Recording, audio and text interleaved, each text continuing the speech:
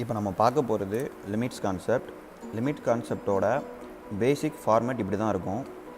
அந்த basic format என்ன அப்படின்னா, limit x tends to a function f of x. ஓகேங்களா? இப்போ வந்து இதில் இருக்க லிமிட்டை இந்த ஃபங்க்ஷனில் அப்ளை பண்ணால் என்ன ஆன்சர் வருது அப்படிங்கிறது தான் லிமிட்டோட கான்செப்ட். இப்போ வந்து இந்த லிமிட்டில் இருக்க இந்த எக்ஸோட வேல்யூ ஏ நோக்கி அப்ரோச் ஆகும்போது எஃப் ஆஃப் எக்ஸோட வேல்யூ எதை நோக்கி அப்ரோச் ஆகுது அப்படின்னு பார்க்க போகிறோம். சரிங்களா? இப்போ இதில் ஒரு எக்ஸாம்பிள் பார்க்கலாம். எக்ஸாம்பிள் என்ன அப்படின்னா, limit x tends to 0 function வந்து sin x. இது வந்து ஒரு சிம்பிளான ஃபார்மேட். இப்போ வந்து இந்த லிமிட்டை இந்த ஃபங்க்ஷனில் அப்ளை பண்ணுறோம். எக்ஸோட வேல்யூ 0ன்னு இந்த ஃபங்க்ஷன் அப்ளை பண்ணுறோம். sin 0 equal to 0. சரிங்களா? இதுதான் வந்து இந்த லிமிட்டோட ஆன்சர். இப்போ இதில் கான்செப்ட் என்ன அப்படின்னா, நம்ம லிமிட்டையும் எடுத்துக்கிறோம், ஃபங்க்ஷனையும் எடுத்துக்கிறோம். லிமிட் வந்து 0க்கு க்ளோஸராக கொண்டு போகிறோம். அதாவது லிமிட்டுக்கு க்ளோஸரான ஒரு வேல்யூ எடுத்துக்கிட்டு அதை வந்து ஃபங்க்ஷனில் அப்ளை பண்ணோம் அப்படின்னா அதோட வேல்யூவும் 0 நோக்கி தான் போகுது. சரிங்களா? அப்போ இதில் என்ன அப்படின்னா, நம்ம வந்து லிமிட்டோட க்ளோஸரான வேல்யூ எடுத்துக்கிட்டோம் அப்படின்னா ஆன்சரும் 0 நோக்கி தான் கன்வர்ஜ் ஆகுது. இப்போ பார்க்க போகிறது செகண்ட் எக்ஸாம்பிள். இது கொஞ்சம் டஃப்பான எக்ஸாம்பிளாக எடுத்திருக்கோம். இதில் வந்து ஃபார்மேட் என்ன அப்படின்னா, limit x tends to 0 function வந்து cos x minus 1 divided by x. இப்போ என்ன செய்ய போகிறோம் அப்படின்னா, இந்த லிமிட்டை ஃபங்க்ஷனில் அப்ளை பண்ண போகிறோம். எக்ஸுக்கு பதிலாக 0 அப்ளை பண்ணுறோம். Cos 0 minus 1 divided by 0 equal to cos 0 value 1 minus 1 divide by 0. So இதோட ஆன்சர் வந்து 0/0ன்னு வருது. 0/0 அப்படிங்கிறது ஒரு இன்டிடெர்மினேட் ஃபார்ம்.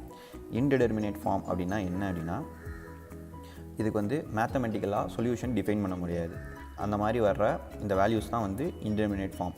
இன்டிடெர்மினேட் ஃபார்மில் வந்து இந்த மாதிரி ஃபார்மேட்டில் வந்து வரும். 0/0 ∞/∞ 0 × ∞ 1/∞ ∞ மைனஸ் ∞ 0/0 ∞/0.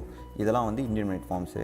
சப்போஸ் இந்த மாதிரி ஒரு லிமிட்டோட வேல்யூ வந்து இன்டிடெர்மினேட் ஃபார்மாக வந்துச்சு அப்படின்னா நம்ம வந்து லோபிதால்ஸ் ரூல் வந்து அப்ளை பண்ணுறோம். லோபிதால்ஸ் ரூல் அப்ளை பண்ணுறப்போ என்ன அப்படின்னா, நியூமரேட்டரையும் டினாமினேட்டரையும் தனித்தனியாக டிஃப்ரென்ஷியேட் பண்ணதுக்கப்புறம் கொடுத்துருக்க லிமிட்டை அப்ளை பண்ணணும் ஃபங்க்ஷனில். ஸோ இப்போ நம்மளுக்கு கொடுத்துருக்க ஃபங்க்ஷனை நியூமரேட்டர் தனியாகவும் டினாமினேட்டர் தனியாகவும் டிஃப்ரென்ஷியேட் பண்ணுறோம். நியூமரேட்டரை டிஃப்ரென்ஷியேட் பண்ணால் காஸ் எக்ஸை பண்ணால் மைனஸ் sin x. இந்த மைனஸ் 1ங்கிறது 0 ஆயிரும், கீழே இருக்கிறது 1 ஆயிரும். ஸோ இதை வந்து நியூமரேட்டர் தனியாக டினாமினேட்டர் தனியாக டிஃப்ரென்ஷியேட் பண்ணால் இந்த ஃபங்க்ஷன் வந்து மைனஸ் sin xன்னு வந்துடும். இப்போ வந்து திரும்ப இதில் இருக்கிற இந்த லிமிட்டை வந்து இந்த ஃபங்க்ஷனில் அப்ளை பண்ணுறோம். x ஈக்குவல் டு 0ன்னு அப்ளை பண்ணால் minus sin 0 equal to -0 -0 equal to 0. சரிங்களா? அப்போ இந்த ஃபங்க்ஷனோட லிமிட் அப்ளை பண்ணதுக்கப்புறம் ஒரு ஆன்சர் 0. இப்போ நம்ம கான்செப்ட் படி பார்த்தோம் அப்படின்னா, மேலே வந்து லிமிட் எடுத்துக்கிறோம், கீழே வந்து ஃபங்க்ஷன் எடுத்துக்கிறோம். லிமிட்டை வந்து 0க்கு க்ளோஸரான வேல்யூவாக கொண்டு போயிட்டு அந்த லிமிட்டை ஃபங்க்ஷனில் சப்ஸ்டியூட் பண்ணுறோம். சப்ஸ்டியூட் பண்ணுறப்ப ஆன்சரும் 0 நோக்கி போகுது. ஸோ ரொம்ப க்ளோஸரான வேல்யூ எடுத்துக்கிட்டோம் 0க்கு அப்படின்னா ஆன்சரும் வந்து 0 தான் வருது. இங்கே வர்ற ஆன்சர் தான் நம்மளுக்கு வந்து லோபிதால்ஸ் ரூல்லையும் வருது.